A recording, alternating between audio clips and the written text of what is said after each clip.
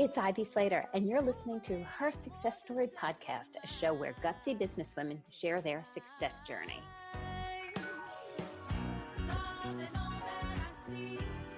Hi, it's Ivy Slater. Welcome to today's episode of Her Success Story. So this is our very first content episode of 2025. And I have to say, I was thinking about this, and I was thinking about this because this is the beginning of our 8th year of having Her Success Story. And for me, that's a really big deal. And, I gave it a little thought and said, how did this happen? How did Her Success Story get started? So I thought I'd share a little bit of that with you today. And then, of course, I can't help myself. And I have to talk a little bit about strategy for 2025, because to me, a great strategic plan behooves fabulous accomplishments, growth, and planning.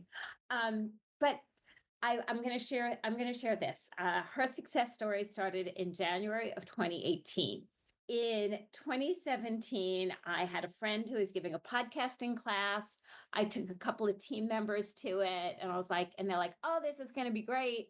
And I was like, "Oh no, we're not doing this." They're like, "How could you say that, Ivy?" There is a learning lesson here. And I said, well, because of all the equipment, I live in a New York City apartment. We're downsizing. The kids are out of the house. I can't give up in a closet in New York for podcast equipment. Well, lo and behold, technology evolved. Thank goodness it's evolving at a very, very rapid pace. And there's a lot of benefits to that. Side note there. And a few months later, we canned the whole thing, and it was a bunch of months later. Somebody on my team, a woman named Liz at that time, said, "Hey, this whole podcasting thing, technology is shifting, and we can do this on Zoom. And all you need is a good light and maybe a mic, and we can do this." And we pulled it into our strategic planning meeting that September, and we broke it down, and everybody got an assignment. Liz got the technology assignment. Sanaya got the branding assignment.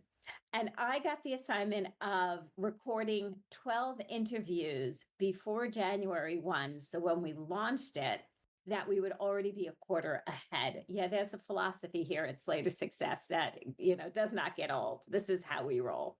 So that brought us to creating Her Success Story, creating the podcast, launching it in January of 2018. We have had hundreds of amazing, amazing guests who I have learned from. I hope you have learned from. I love your comments. I love when you guys email me back or make a comment or weigh in or talk to me when you see me and say, "Hey, I learned this, and I really like this show," or "I really like this series." On a personal note, it means the world to me personally that we just completed our 7th nonprofit series. I don't do a lot of business in the nonprofit space. I'm always happy to do some, but to me, nonprofits, and I say this at the beginning of the season, it's always about giving. And the holidays, it's a beautiful thing to think about how we can give as well as how we can receive. So that is a triple bonus. That is a great bonus there. A couple of other things that I think are fabulous is thinking about 2025. And let's talk about this now. Let's talk about 2025. Great success is always a culmination of small actions that are done on a consistent basis. So if I create a formula, it's action plus consistency equals results. So I often don't talk about, it's not the massive thing. It's all the little things, but it's the little things that are done on a consistent basis that really do add up. So as we get started in 2025, I want you to think about a couple of things. Number one, what is your vision for 2030? Where do you want your organization, your leadership role to be in 2030? What do you want your life to be looking like, your business to be looking like? What are you going to accomplish in 2025 that helps get you there? So there's your vision. And then we move it into tangible goals. I've done a lot in the last quarter of last year talking about SMART goals. We always talk about SMART goals. For those of you who are not familiar, it is specific, measurable.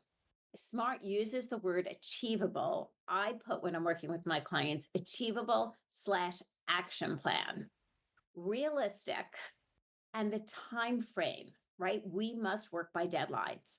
Most people work by deadlines.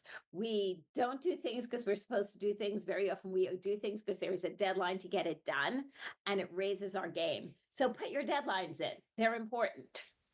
When you start looking at goals, I always like to say, okay, December of this year, when we raise our cups, and right now I'll share, was one of my holiday presents actually to myself, and it is my new M&M cup for my coffee that you now know I'm doing this in the morning. For those of you who know me, I drink my cup of coffee every morning. Here's the thing. When you raise this cup, when you raise your glass in December of 2025, what will you be celebrating? What will you be celebrating? Meaning, what have you accomplished, right?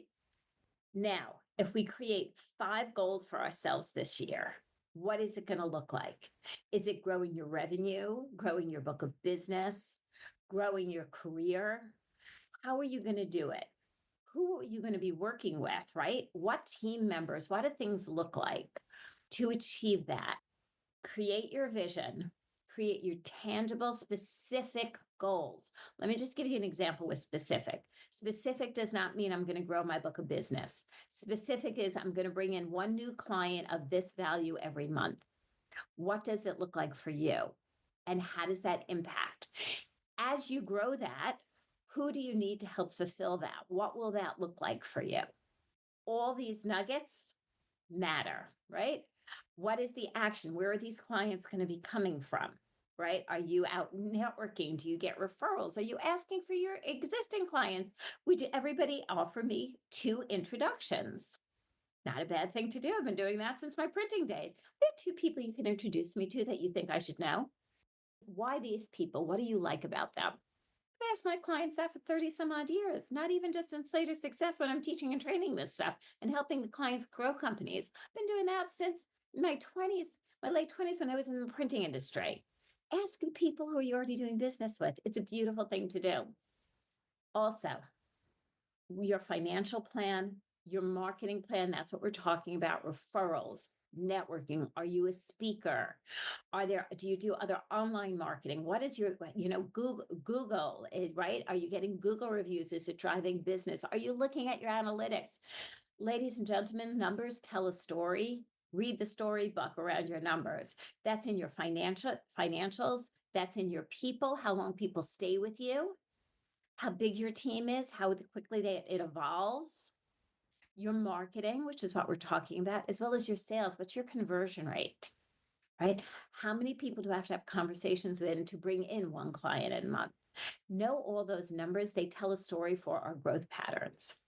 Last but not least, the hardest thing I ever did was doing something alone. As soon as I bring community around me, I have the better ability to grow and scale on anything I've done, any business I have run, as well as all the clients I've worked with in growing their businesses. So think about who is your core support network and what does that look like? Okay. Know them off the top of your hand. I could name mine, right? And they're all in my text stream, right? It's not even the emails. They're at my hand, they're at my thumbs, my hands, my quick voice communication, right? Who is your support and how does that bode for your growth, your development, and helping you reach your goals for 2025? I've dumped a lot on you. This is a quick content episode. I hope you enjoyed the story of the beginning of her success story. It was really enjoying sharing that, I have to tell you. And most importantly, when you think about, and if you have not already done so, please carve out some time to do it, which means calendaring your time to look at your vision for your organization and yourself.